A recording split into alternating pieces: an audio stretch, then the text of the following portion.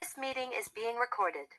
Hello, everybody, and welcome back to another great edition of my Grue Rume Show. And for the Grue Rume Show today, I got a very cool guest, someone that I've known for a good while, and his name is Rob Feinstein, and he is a mastermind when it comes to the world of pro wrestling. He started RF Video. He has signed by superstars. He created the Ring of Honor. The guy is brilliant when it comes to knowing what to do with wrestling. He books wrestlers all over the world to come in for wrestling conventions, for autographs, and his name is Rob Feinstein, RF Video. I am Rocco Cross. I am the host at Stutters. I am the host of the Grue Room, and my interview with Rob Feinstein be coming up very soon. This is my Grue Room, and as always, welcome to my nightmare. So stay tuned. Wait, there we go. This meeting is being recorded. Okay, Rob. Welcome to Grue, and thank you so much for coming on the show. I appreciate it, buddy. Oh, no problem. I've known you for how many years? for a good while, since the Ring of Honor days, I believe, right? Probably. And I remember you as Helter Skelter working the Nasty Boys, or getting killed by the Nasty Boys and the Sandman and anybody else that you brought in. You were always on the short end of the stick, especially with Sandman's kendo stick. Yeah, definitely. Yeah, that was a brutal match with Knobs and Sags. Like I don't think they were working with him. No, it was me and Z Bar. It was me and Z Bar. Sonny was our manager, and it was against Knobs and Sags, and they just said go out there and listen to us, and we went out there, and then they beat the shit out of us. Yeah, I just saw Z Bar like a month before he passed away. It was crazy, so I was glad I got to see him. Oh yeah, definitely. Yeah. Oh man, yeah, that's definitely going back. Like I don't even know what year that was, like 2005, maybe. I don't even know, 2006. Yeah, it was something like that. I think so. Yeah. Yeah. Oh my God! Wow. You probably hear in the background barking, but we'll just. It's all good. It's all good. So, like, the first thing I want to start out asking you, right off the bat, typical like question is growing up, like, who were the wrestlers you loved watching, like watching on TV, going to see live? Oh yeah, my first wrestler that I fell in love with was Jimmy Snuka. He was my first all-time favorite. Like 83 and 84 is when I discovered WWF on TV. And he was a heel at the time, and he just turned babyface on Buddy Rogers' corner with the whole angle. I don't know how long you've been watching wrestling, but do you remember seeing that when Ray Stevens pile drove him? And my God, yeah. He fired Lou Albano on Buddy Rogers' corner because Buddy said, yeah, definitely. So that was the first guy that I like really marked out for was Jimmy Snuka. And then around 85, probably when I discovered Roddy Piper, when he came into the company, and I just switched right away from Snuka babyface to the number one heel of all time, Roddy Piper. And Piper was the best of all time, still to this day. Oh my God, yeah. Especially when he cracked Jimmy Snuka with the coconut, right? Yeah, I went from like loving Snuka to like hating him. And then when Piper attacked him, it was the best thing ever. So I even named my dog who's barking after Piper.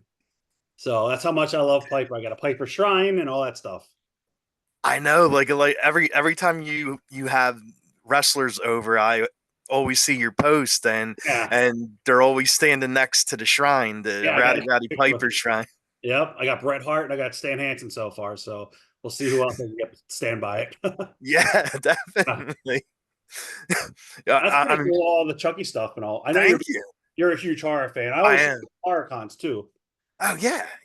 Monster Mania and Chill. I don't know. Did you go to Chiller at all?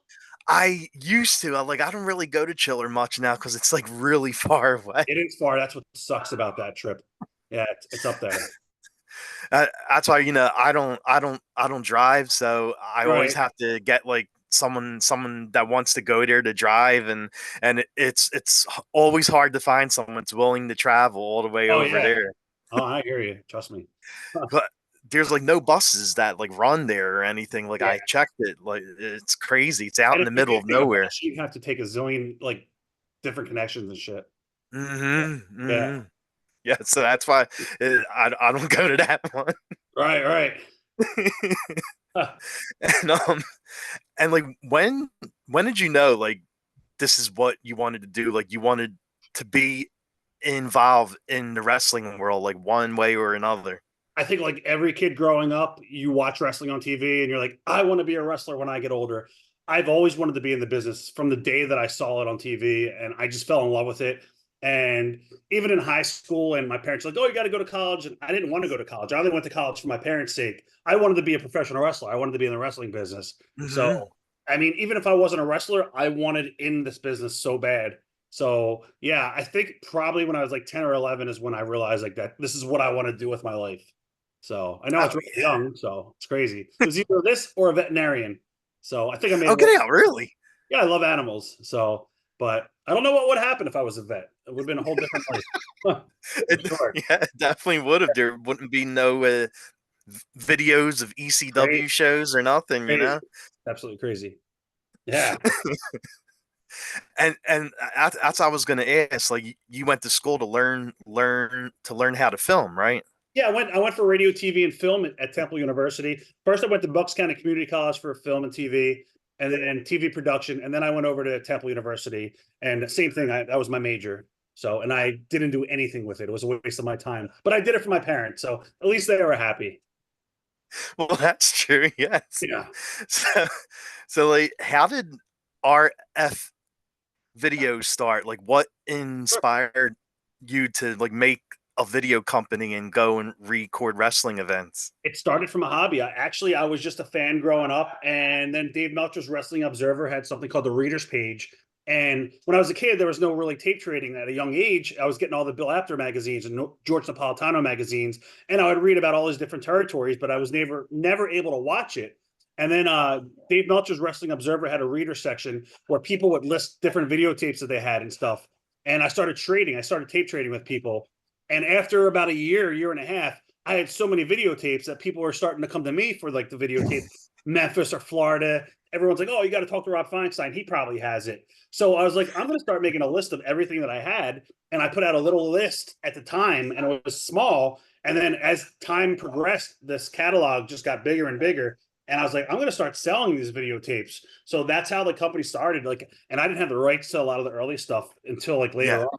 So, but I made deals with like all the different companies over time. So it was really crazy how it all started. Wow.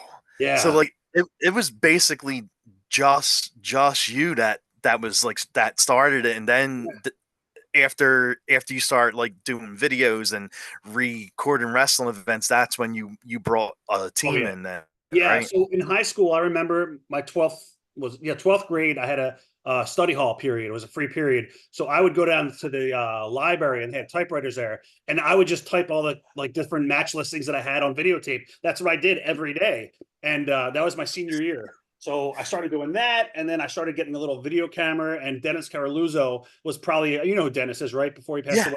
Yeah, he was an indie Hmm. promoter for those who might not know in New Jersey. He would allow me to film his shows. So then I started filming all the local indie shows with my little video camera, and I would put that for sale. I'd say like Terry Funk would wrestle Bob Backlund in New Jersey, or Benoit and Sabu in like '93. And I would film all these shows, and I started selling those tapes too. So I started filming, and then my best friends at the time were Eric Argiulo and Doug Gentry. They're huge wrestling fans. So we all grew up together watching the business. And I hired them like my first year of college. I hired both of those guys to like work with me because it was getting crazy. So yeah, I was working out of my parents' basement and shit. Oh Yeah. my god, that's awesome. And then ECW happened, and everything is history after that. Oh So yeah. It's funny too because I remember growing up like doing that like looking up video catalogs and buying yeah, videos and custom made VHSs because I was a huge Randy Savage fan, and I would always look for yep. like custom Randy Savage tapes, and they would have like his matches from ICW and Oh yeah. Japan, and oh my Now I god, it charge was extra for that. amazing. I totally forgot about custom tapes. People would actually pay me to make 4-hour best ofs, and I would do Yes, that. I totally forgot about that. That was early on. Wow, that's crazy. I know, right? Yeah, yeah. And you just mentioned like your business started to pick up once Oh yeah. ECW came about in South Philly, Yeah. and how did the deal happen? Like, how did you wind up working for ECW as their video guy? Yeah, so I met Todd Gordon at a convention down in Philadelphia. John Clark, who's now like the head sports guy on NBC 10. So he ran a convention down there with Ultimate Warrior and Road Warrior, Oh wow. Animal, and I think Hawk was there as well, Terry Funk. This was the big show that Curry Von Erich came out and was a mystery wrestler at nighttime. Yeah, and he wore his ring jacket at Curry Von Erich on the back, and he wore a mask, but everybody knew it was Curry. He was probably so drugged up or some shit. It was hilarious. But yeah, Todd came to my table at show and bought some best of Ric Flair videos of all videos. I remember. Nice. Yeah, he bought Ric Flair videos, and he told me that he was doing a TV taping at Cabrini College for this company called Eastern Championship Wrestling, and he invited me to come to the show. So I pretty much said, yeah, I'll be there. And I went to the show just as a fan, not to sell anything.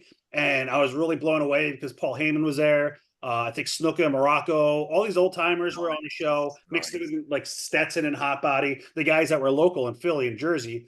And then he said he was going to go over to the ECW arena in about a month after this. And he's like, you're more than welcome to come and set up your merchandise there. And I was like, hell yeah. And I didn't know Paul Heyman at the time. And so I went over to the arena when it first started, the very first TV tapings, which was on a Sunday. And I think they drew like 100 fans.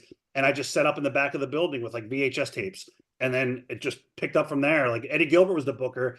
And Eddie got fired like maybe 2 months after that. And then Paulie took over. And I knew Paul I didn't know him personally, like as a friend, but I knew him from the NWA backstage days because I would always go backstage in Philly. And I would also give him tapes of like Roddy Piper because I knew he was a Piper fan and stuff like that. So I knew Paul from seeing him all the time at the Marriott. And Joel Goodhart used to do these luncheons, and he had one with Paul a couple times. And I'd see Paul all the time at the hotels or backstage. So I think we knew of each other, but we weren't friends. And then Todd introduced me to Paul when Paul took over the book. And I was like, you know what? What if I start filming the ECW shows? Like, I'll pay you guys to let me sell the footage of the shows that I film. And I want to set up merchandise at every show. So not only do I get to go to the ECW shows and set up merchandise, but I'll pay you money to film the shows. And they're like, hell yeah. And I was off to the races from that point. So I started, 93? Damn. Okay. Yeah. Yep. Wow. Day one until the end. I was there from the very beginning until the end. I had one falling out with Paul. I sat out for maybe 6 weeks and then I came back. So nice. I got lucky. It was good. It's fun. That was my real college. And then exactly. I learned the business. And then I noticed like you started to get involved with storylines too. Like you not only did the videos, you were part of the storylines. Like did they give you any training for that? Like any kind of wrestling training or did they just throw you right in there? Well, before ECW, I was actually getting trained to be a wrestler by Jim Kettner down in ECWA in Delaware. And it was a horrible experience. Jim was cool enough to give us a chance to train in his apartment, which we won't get into. It was creepy as fuck. Let's put it that way. I quit. My other friend went, and I'm sure you've heard the stories with Kashmir and Trent Acid with them guys training. Well, I had similar experiences. So I never went back, but my one friend went back. And he had a horrible experience at his place. I'm not even going to get into this because I think I'm just talking about it, and I shouldn't even be talking about it. But we were put into a lot of battle royals for Jim Kettner. And there was an indie show in Philadelphia during ECW in like 93. And I wrestled on that show as well. And I remember Dreamer and Taz saw a videotape of the match. And he goes, if you ever do that shit again, you're not going to be welcome back here. He's like, if you want to get trained how to get in the business, you got to start coming to the shows before the shows and get trained the right way. So I started going to all the early ECW shows because I was there anyway. And Tracy Smothers, actually it was Perry Saturn at the time, was training guys in the ring. So I would get in, but these guys, they didn't respect me because they looked at me as just a guy making money off them. I was just a videotape guy and I wasn't taking bumps. Yeah. So they probably would have took liberties with me back then. Now they're like, I'm good friends with all these guys, but back then back then I was like a 21-year-old, 22-year-old snot-nosed punk that they probably wanted to get in the ring so they could beat the shit out of. So I stopped going to like the training portion, and I was like, you know what? I think I'll make more money and I don't have to bump just selling the videotape. So I'm not going to do this anymore. But one night, Paulie asked me to get chokeslammed by 911. and I didn't want to say no, and I did it, and it was a lot of fun, and it led to some other stuff too, with Eddie Guerrero splashing me at the ECW arena in '95, which is a memory that I'll never be able to forget, and I'm grateful Oh that my God. Paul let me do that, and I had a great time. I wish it went a little further than it did, because he pretty much gave me freedom on the microphone and told me, go out there and get heat, and this is what's going to happen. 5 minutes in, and I had a blast doing it, and I had more fun doing the 7-Eleven gimmick with the BWO later on. That was something separate. Yeah. So that was great as well. So, and I didn't have to get killed that much. Yeah. And everyone I think got choke slammed by 911. Like that was a thing. Yeah. So, and I had a concussion for sure. That was like the first time I got a concussion. I actually left the arena show early that night because my dad was there, and I was like, yeah, I don't feel good. I said, it was in the middle of the show, and I went in the back after the thing happened with Eddie and the choke slams, and I remember I was like, yeah, I think I want to go home. And I left, and I remember Dreamer called me, where'd you go? I was like, I felt really dizzy, and I went home. He's like, oh, you probably got a concussion. I was like, yeah, I definitely had a concussion, so I was out of it. Yeah. Oh my God, that's crazy. Yeah, it was crazy. And I know, like, you travel a lot with the crew from ECW. Was there any like funny or wild ECW road stories? Oh, every show was like the best. Yeah, I traveled with, like, I was there from day one until the end. So we went all over the country. What was funny, the very first times we would travel would be like bar shows, but they were local, like Allentown, PA, and Flagstaff, PA, and they were like 2 hours to get to. And I remember going, this sucks. This is so far. Like, I hate this. And then like 2 years later, we're driving like to Buffalo, New York in the middle of a snowstorm. And that trip was like 8 hours. And we would drive to like Ohio, Pittsburgh, those loops, but everywhere else we would fly. So like if we went to Florida or New Orleans or Alabama, wherever we ran, we were always on flights like every weekend. But the best stories I had would be in Florida, Fort Lauderdale. There was my favorite towns. And anywhere, Orlando, Kissimmee, Florida for ECW. We just always had a blast down there. It was like the crew would go in a couple days early. They'd go to Disneyland. Or the first town was Fort Lauderdale. So a lot of guys got in early, and we'd go to the beach. And then we'd go to a club after the ECW show in Fort Lauderdale every time. I forgot what the club was called. And the Warlord actually was a bouncer there. So, oh my God. Yeah, it was actually called Laguana. It's right on the freaking beach, called Laguana Nightclub. And then we go to Orlando and Tampa. And after the last day was always in Orlando, we'd stay extra and go to Disney World and Universal. Nice. So all of those trips were amazing.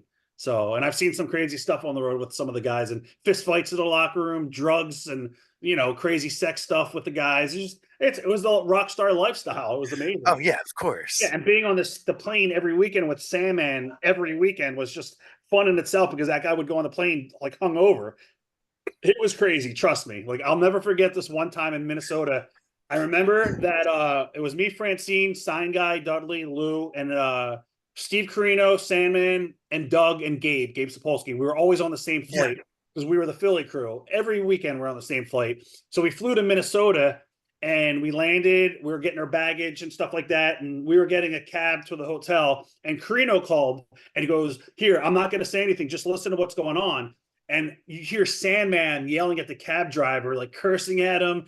And he's like, "I'm going to kill you." And you could hear the cab driver going, "You got to get out of my car. You got to get out of my car." So we got our cab and we passed them. They were on the ramp leaving the airport, and there was cops. Everybody surrounded their car, and Sandman was yelling at the cab driver. It was awesome. It was one of the best stories ever. So, and that same weekend, I think Sandman and New Jack got into a fist fight backstage because it was a totally drug-fueled fist fight. It was awesome. So that was one of the craziest weekends. So I've seen a lot. Oh my God, that's so funny. Yeah. and what did you love most about your time there? Your time like traveling. And it was traveling everywhere and just being with all the guys from ECW. It honestly was a family. Like, there's a lot of animosity in the locker room between the boys because everyone's going after each other's spot. Oh, but for me, I was not a threat to anybody, and I got along with everybody in that locker room, and it was so much fun because I was traveling with Doug Gentry, who was my best friend of all time. He was like my brother, and Gabe, who I was friends with at the time. We were pretty close, and it was just so much fun going to every city and, seeing like different cultures. And it was amazing. So that was definitely the best time of my life was ECW for sure. Oh wow. Yeah. And then once ECW got bought out by Vince and WWE, you needed to come up with something, and Yeah. you went and created the Ring of Honor. And how did that all come about? Like how did you get that Yeah. running? So ECW folded February, I think the first week of February in Pine Bluff, Missouri, or Poplar Bluff. I forgot what show was the last one. And after that show happened, we started filming for Jersey All Pro, and Frank Goodman would run USA Pro Oh, up in New York. So I we were going. remember him. I wrestled for him. Yeah, yeah, I've seen you wrestle for him. So we would go to like Jersey All Pro shows in Bayonne, New Jersey, at a supermarket that was like an abandoned supermarket. And Jay Lethal was just starting out in the business. The Hit Squad were there, Low Key, the SATs. Well, actually, I met the SATs up at Jack Sabbath's show, or Frank Goodman's, whoever had them first. So we were meeting all these guys that could go, and they're freaking untapped talent. They're great. Yeah. And a year after ECW went out of business, I said to Doug, who was my friend, I was like, we should start running shows. I know what we're doing. Like we've learned from the best guys in the business, like Heyman and Terry Funk. Like, let's start up our own company. Doug's like, this is a great idea. And I remember telling Gabe, and I've told the story a zillion times. He's like, you're going to lose so much money. Let's not do it. Just do the RF video. I was like, no way. I was like, I'm going to start up a company. So we started the company up, and I made a list with Doug of all the guys that were free. During ECW, I went down to Shawn Michaels to do a shoot interview with him. And long story short, I got to go to some of his shows, and that's where I discovered Spanky and Lance Cade and Brian Danielson for the first time. And these are all guys that I wanted to use when I started the company of Ring of Honor. So I actually, before ECW went out of business, I pitched the idea to Paul to do a storyline with Teddy Hart, and also with Shane. What was Shawn Michaels' nephew's name? Shane what? Oh God. He worked Oh for man, I don't remember. Forgot his name. I forgot his last name. It does. It's just whatever. So, but Paul didn't use any of those guys. He did bring in Shane. I forgot it. Like, it's really bothering me that I don't remember his name now. Anyway, so I used all of these guys when we did our first show, and I used all the New York guys from Jersey All Pro and USA Pro, and made a whole, yeah. So that's how it came about. Was just doing a show to see what would happen, and I came up with the concept of Ring of Honor, and I wanted it to be different because every wrestling company had the word wrestling, like WWF World Wrestling Federation, NWA National Wrestling. I wanted something to stand out that wasn't involved the word wrestling. So I was like, Ring of Honor, like, I think it'll be really cool. So that's how we came up with the name, and everything else was just amazing after that. Oh wow. Yeah. Like that's pretty cool. Like you just thought of that, right? Ring of Honor, like that's what came In to the your head. shower, legit. I was thinking of names. Sometimes, seriously, man, I'll get ideas that, like, I'll wake up 4 o'clock in the morning and I'll have a dream and I'll write shit down. I'm like, wow, I just had a dream. Like, I already know my new concept of a company. I literally had a dream about the name of the company, and I woke up and I wrote it all down at like 4 o'clock in the morning, and all these ideas started coming to my head. So I'm ready to. I have another company that I'm going to be doing after the summertime. So we'll talk about that like later on, but that's going to be pretty cool. So it's Oh a cool sweet. concept that's never been done before. Well, it's wrestling, so but it's going to be, there's going to be a catch to it. So it's cool. Okay. Yeah, yeah. Oh sweet, nice. It'll be fun. It'll be And, fun. yeah. And like from the first show was huge, and I remember going to those shows, and Oh yeah. and you as the person in charge. That's how I started getting to know you, like At the by Murphy going Ranch. to the shows and talking to you there, and like the shows just got bigger and bigger, and it not only stood in Philly anymore. You had to travel with it because That was the it goal. just expanded. I mean, Brian Danielson Yeah. and everyone, and that, AJ, yeah, Samoa Joe, Punk. We had everybody. So I know. yeah. How was like CM Punk? Was he the backstage drama guy that everybody knows, or was like? No, in Ring of Honor, he was never drama actually at all with me. I never had any problems with CM Punk. He Mm-hmm. actually lived right like 30 minutes away. He was at my office every day. I put him in charge of our wrestling school. I would go to the gym with him like every day in Langhorne. Oh wow. Yeah, I drove with him some indie shows up in, like, a couple times here and there, but we were never like best friends. Like, he was I want to say moody, because he was never really moody with me, but he was never like in my inner circle. So he was just one of the boys that I hired. That was working with me. Well, yeah. Yeah, and ran my wrestling school. It's like we weren't best friends. So, but we got along for a little bit. Not anymore. Okay. He ain't going for Christmas or Hanukkah dinners or anything like that anytime soon. So, yeah. And didn't you you brought in Muda too, right? For Ring of Honor. December show in 2003. Yep, 2003 December. Final battle. Yeah. I remember that. I'm pretty sure I was there for that because I wanted to see Muda live finally because I never got a chance to see him live, and it was awesome. And, oh my god, yeah. Just to see like the Great Muda live and him blowing the mist live in person, like yeah. That was an honor to work with him, obviously, no pun intended. And that was a great show. That was the was it Northeast National Guard Armory, right down the street from me. It's like 10 minutes from here. So yeah, that's right. Yeah. Wow, yeah. Damn, I'm thinking of all this stuff now from all the past shows and flashback, right? Yeah. And like you were the king of doing like the shoots, like from the first shoot to all the other shoots you did, and the shoots for RF video were like at that time like the big sellers. Yeah. And what made you want to start doing that? Like just going to the wrestlers and saying, all right, we want to make it real, like behind the scenes stuff. Well, I saw the Wade Keller had his newsletter, and he still does to this day, the Pro Wrestling Torch. I think now everything's probably online. And Wade would do torch talks with wrestlers, and he'd do these interviews in like 3 or 4 parts. And I'm like, these interviews are amazing. And I was like, I want to put them on video. I want to interview guys on video. And I still, to this day, don't remember who was my first. It's like either Sandman, Fonzie, or New Jack. I don't know. It was one of those guys. And I knew all the ECW guys. So I was like, I'm going to see if these guys want to do an interview with me. And my God, looking back on some of the early interviews that I did, they sucked. Like my interview skills were horrible. And I was nervous. Like I watched an interview that I did with Dusty Rhodes at Dusty's house. And it was during. Oh my God. Yeah, it was amazing. And I'm like watching the interview. I'm like, oh man, like I didn't do follow-up questions. And I was just probably so nervous to be at Dusty's house interviewing Dusty that I was probably internally marking out and not thinking of follow-up questions. And I'm like, man, if I only knew like what I know now, and I could have like relaxed a lot more. My interviews would have been 100 times better now. Like, so like in the beginning, I watch my stuff and I cringe at some of the stuff that I ask, and I'm like, ugh. So yeah, but I progressed and I learned a lot how to sit down and be comfortable with the guys. So yeah. Was there any shoot interview that you did that actually shocked you? Like, was there something someone said you're like, oh shit, like really they said that? So many of them. I mean, anytime New Jack got on camera, I was like, did he really just say that in public? So anything with New Jack, because he was fucking batshit crazy. And we've done a lot of stuff with him and Balls Mahoney when we did the thing, and that was a total shoot. Like they both hated each other in real life, and I really thought New Jack was going to spray him with pepper spray. And we had a real cop there just in case anything happened. Like that was all real.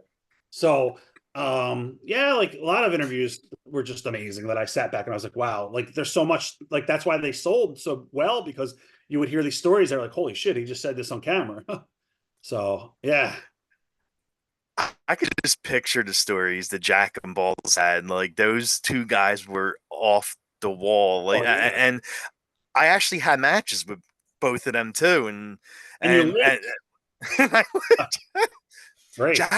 Jack surprisingly actually liked me. Like I was shocked. Like I wound up wrestling him, I think 3 or 4 times. Wow. See, if New Jack liked you, you were gold. If he hated you, you were dead. And I had a great relationship with New Jack. He never, ever like fought with me ever. So yeah, I was scared of him. He's like the one guy that just didn't know what you were going to get with New Jack.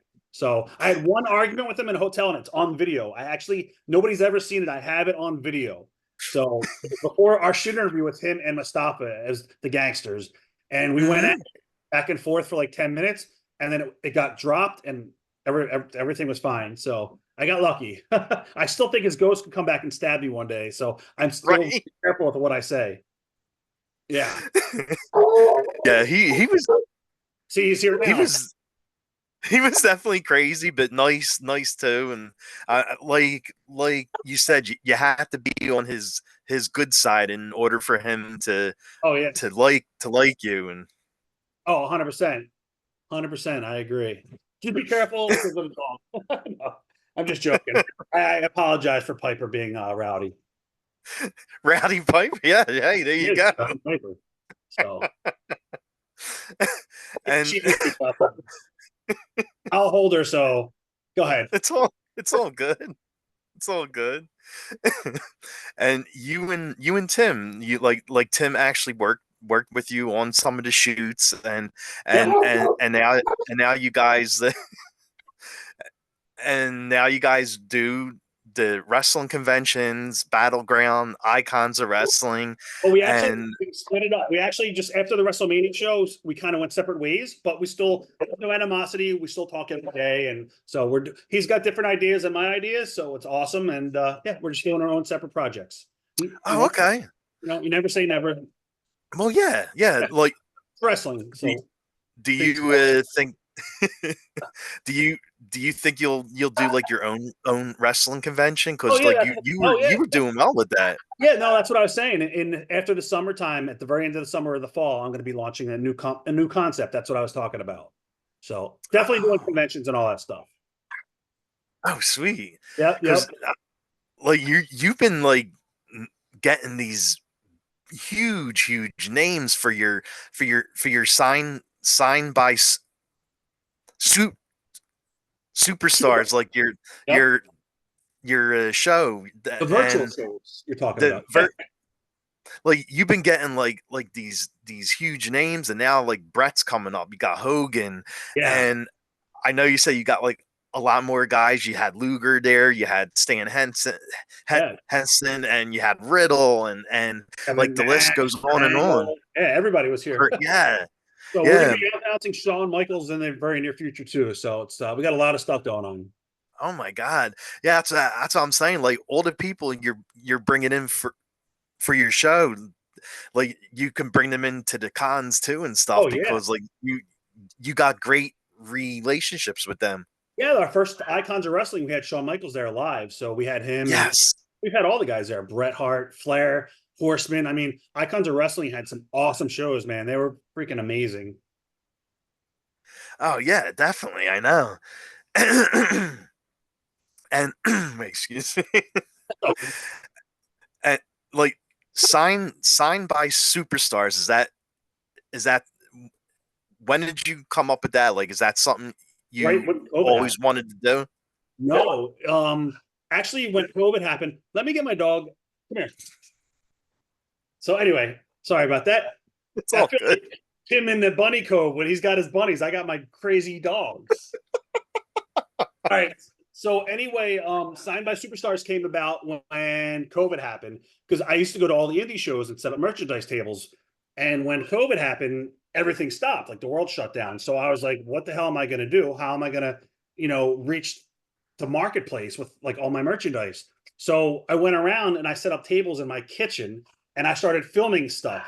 And I was like, does anybody see anything that they like? Let me know. And a couple people would message me. So the next day I was like, what if I set up a camera and sit at a table in my living room and I'll see what happens.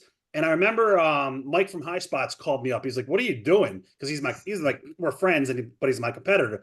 I was like, I'm selling stuff, man. He's like, that's stupid. I was like, guarantee you'll be doing it in 3 weeks. He was, I'm never doing that.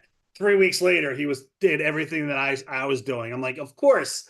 So yeah, and it just from there, Joe, who works in my office, is the most creative guy there is. He's like my right hand man, and he knows how to do everything like tech savvy.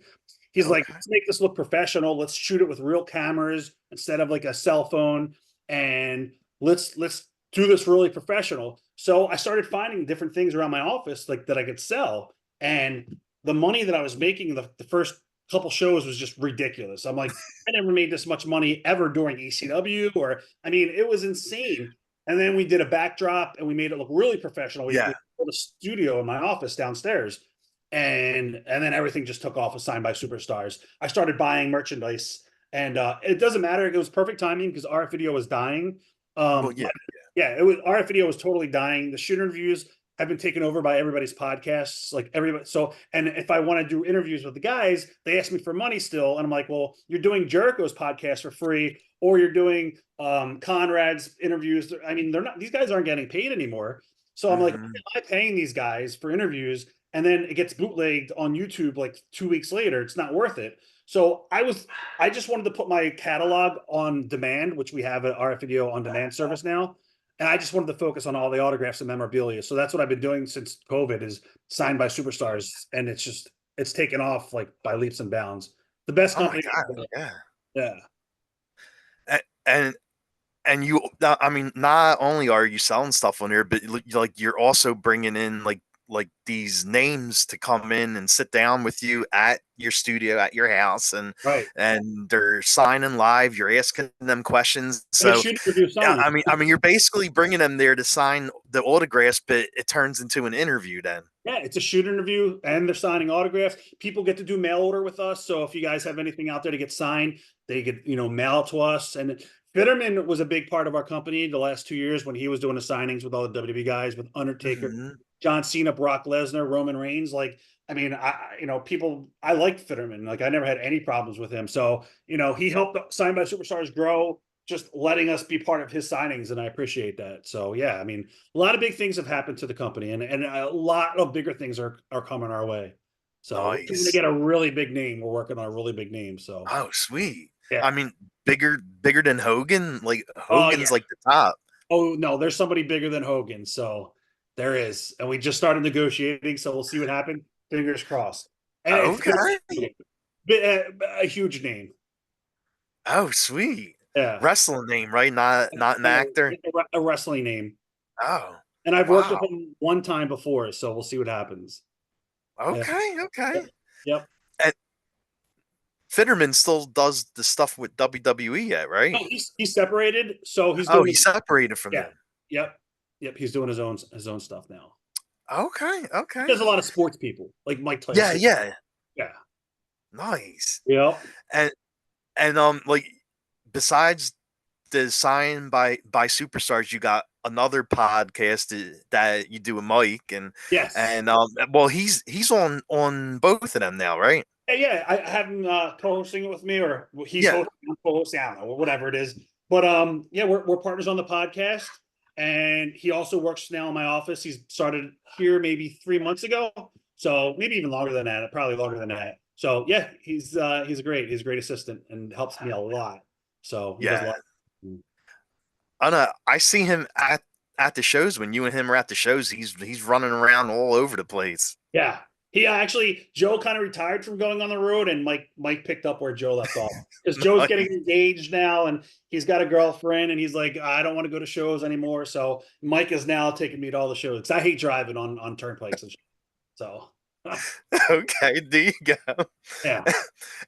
And like, how did like Hulk Hogan is like one of the biggest names ever in wrestling. Like in my eyes, he's like the man, because without him, you wouldn't have wrestling. Oh, 100%. And without Roddy Piper. And like, well, yeah, of course, without Piper too. So like, how did the deal wind up coming with Hulk? Like, actually, we've done a couple to get him for your show. Yeah, we've done a couple signings with him already. So I know the guy who runs the beach shop down there, and I'm actually, this one's going through another third party. So that's how we're doing it. It's easy. So. Oh, sweet. Yeah. Nice. Yeah. And you also have a great working relationship with Onita, and like, that's awesome. Like, and so I remember you teasing something that you were gonna do stuff in Japan with him. Yeah. And he wants us to come to Japan and do an ECW show over there with him. We were going to do it in August, but now it's getting pushed back a little bit because August is too soon. And one of the main guys that we want to bring over there can't do the August date. So we are going to do something with him. We're definitely going to go to Japan. It's all in the works. So, oh my God, that's so awesome. It's going to be huge. So, and I've been to Japan before, so I'm looking forward to going back and bringing Joe, because he's never been there. And Mike even said he might go. Plus, I'll be with Dreamer and Bubba and some other ECW guys. So it's going to be a lot of fun, that trip. I can't wait. Yeah. that's like that's something I always wanted to do, like go to Japan for the wrestling. Like I remember I was really good friends with Trent Acid, Yeah. Michael Verdi, and every time he would come back from his tour there, he would always call me up and tell me about it. Like he would always tell me all the stuff he did in Japan, and Crazy. ever since then, I always wanted to go. Like it's a huge Different wrestling planet. town. Oh yeah, it's a different. When you go to Japan, you feel like you're in a different world. It is. Oh It's a different really? world. Oh, yep. Oh man, that's awesome. Yeah. And and you've brought in Onita here for quite a few shows now, signings and stuff. Yeah, I got very lucky. So I met him when he worked for CZW, and I did like Hmm. a little private signing with him, and I got friendly with his wife, and I got friendly with one of the wrestlers that worked for him, and I just negotiated back and forth and brought him in a couple times. Like I think we had him 3 or 4 times. I also brought him to Texas too for WrestleCon in Texas. Oh yeah, that's right. That's Yeah, right. Yeah. yep, I love him. Oh. Oh wow, awesome, awesome. And and you mentioned like I know you can't really say a lot about it yet, but Yeah, like yeah. you mentioned you've been posting a lot on your page about something big coming, and it's something new, something that's never been done, and That's the wrestling company. you the wrestling company, and is there anything you can hint about it, or is it just kept all secret until you post it? It's definitely gonna be secret until I post it. But all I can say is everybody likes to dream, and that's all I could say. So and it has nothing to do Okay. with Tommy Dreamer. So I know people, oh, Tommy Dreamer. No, it has nothing to do with Tommy Dreamer. But everybody likes to dream. That's all I'm gonna say. All Yeah. right. Okay. Yep. Okay. I'm getting excited. I'm rubbing my hands together. I'm getting excited about what's gonna happen. and and now I'm gonna ask you some like wrestling stuff. Like, But who do you think was the best heel and best face ever in wrestling? the best heel, Roddy Piper, no doubt about it. Um, Man, the best babyface. I know Hogan's up there. I think the best babyface of all time, maybe Steamboat. Ooh. Okay. Yeah. He's always been a babyface. He's never been a heel ever, That's true. and he That's knows how true. to sell his ass off. Like nobody sells better than Ricky, and Fires Oh is yeah. amazing too. What about the best feud? Piper Snuka, Oh yeah. Oh Piper yeah. Snuka, Morocco Snuka, Hogan Piper. There's so many of them, but they were my favorites growing up. And Flair and Dusty, Yes. Horseman and Dusty and Magnum, and man, there's so much. I know, right? Yeah, What about like what's the bloodiest match you ever seen? Pittsburgh, PA, New Jack, Axel, and Cronus. They Oh, they had a bet before the match who would get the most color, and and Cronus won. Yeah, that was the most blood I've ever seen, ever. oh my God, that's crazy. Bloodiest thing that I What? ever seen. Mass Transit when he bled in from New Jack too. Yeah, that was sick. Oh my God, I know. Yeah, that was probably the goriest. What about like the stiffest match, like where you can actually see, like, you can actually hear and see like the guys like beating the shit out of each other? Oh, man, the stiffest match. Anything with ECW with New Jack, like New Jack's matches. If he didn't like you, I mean, your match with the Nasty Boys probably. Yeah, yeah, that's definitely up there. Yeah, I seen guys take liberties with other guys in the ring, which I think is so wrong. Like, shoot stuff. So I've seen Mhm. that. That's like the stiffest shit, but that's real and it's wrong. So Yeah, yeah, yeah. And what about like what is your all-time favorite wrestling theme song? I love the Brood song. I love that song. Yeah, Mine was always like I just interviewed him for the show, Axe and Smash of yeah, Demolition. Like I like that that was song too. always my favorite theme song. Yeah, I also Oh like my God, I Pile Driver. love that song. I think Yeah, yeah, yeah, Hogan that's song right. or Coco Beware or somebody. Or Land of a Thousand Dances too. Nice. Land of a Thousand Dances was awesome.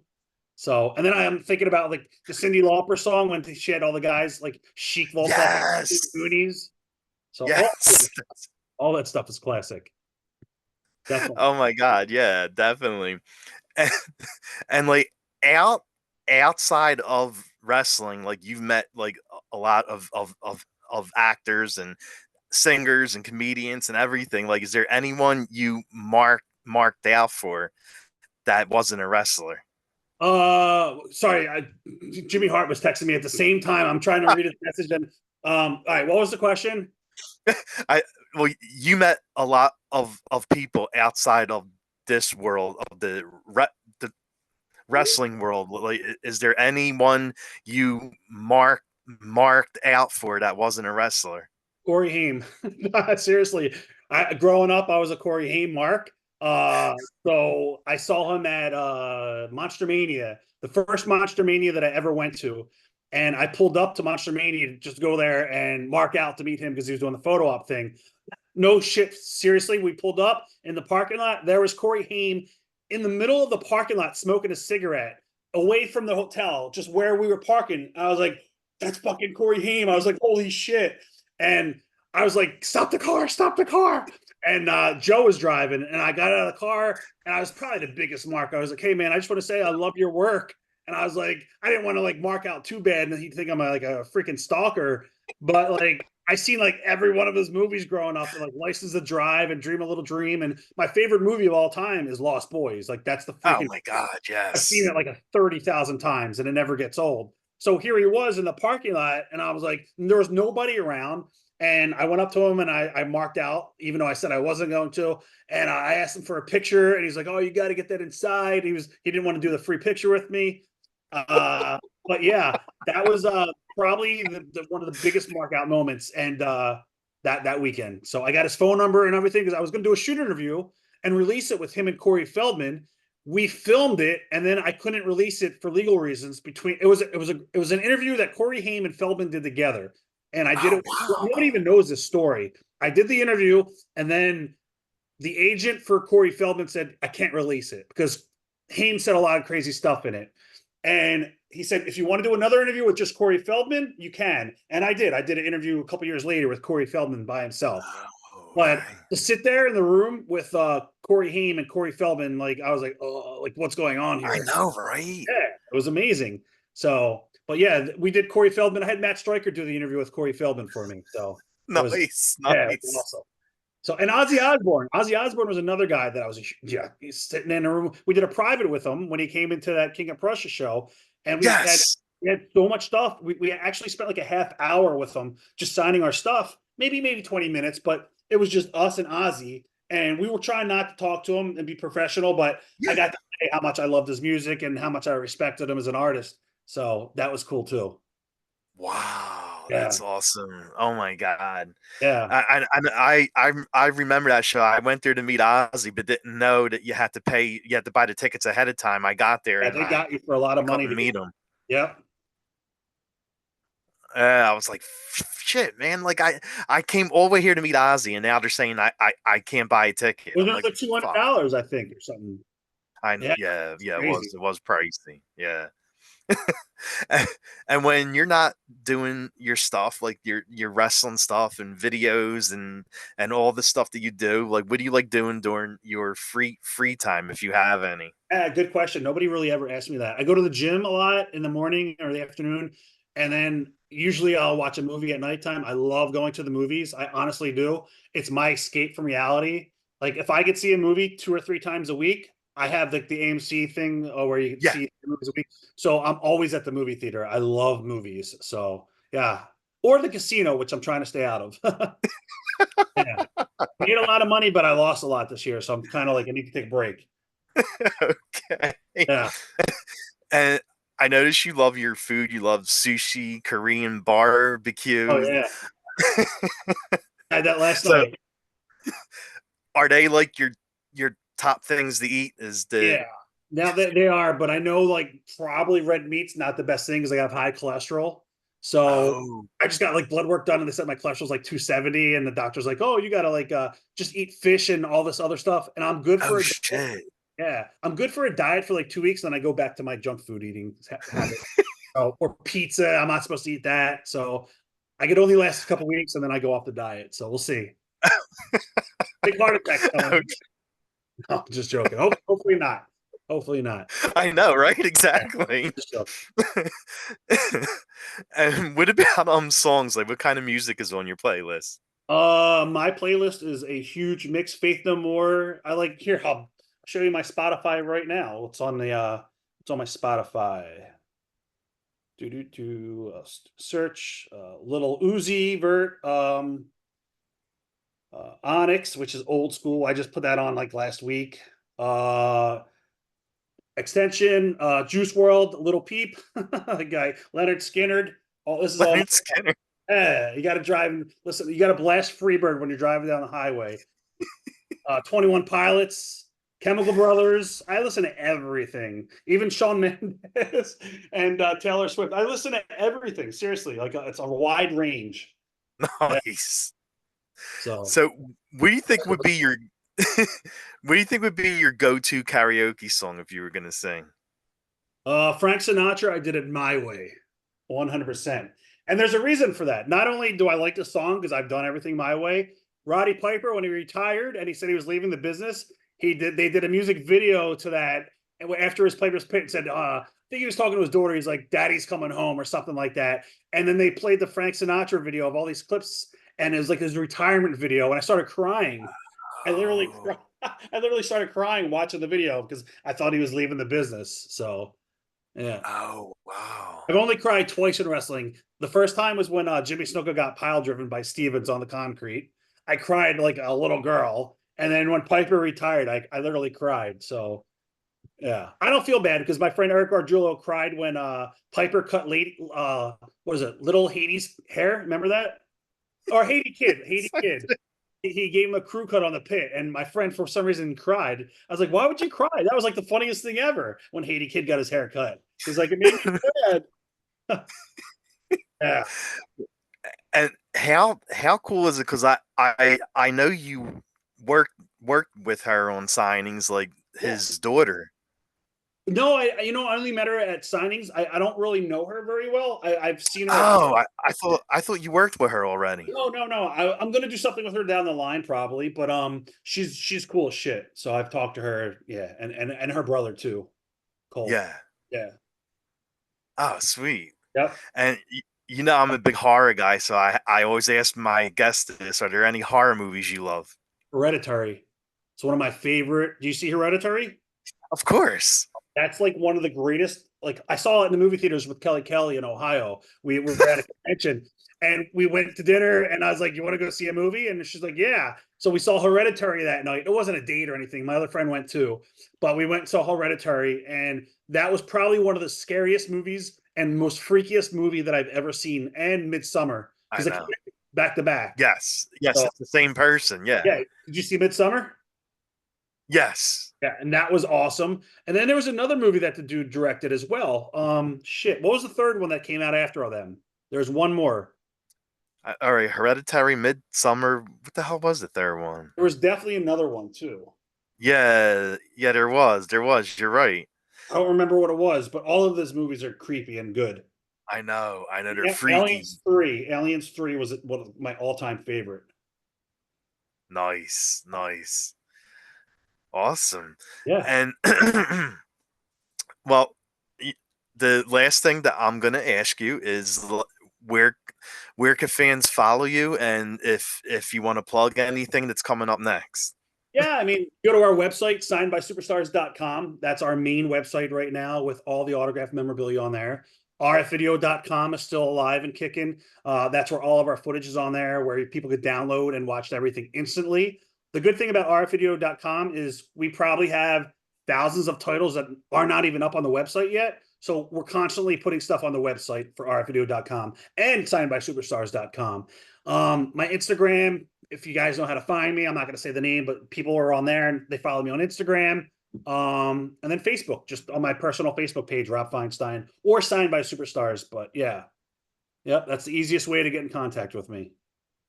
Awesome, buddy. Well, thank you so much for doing this. Like I That was good stuff. appreciate it, man. No problem. No problem. I had fun. So Yeah, definitely. It was a lot of fun chatting and talking about wrestling and the past and everything. So yeah. thank you. Thanks for having me.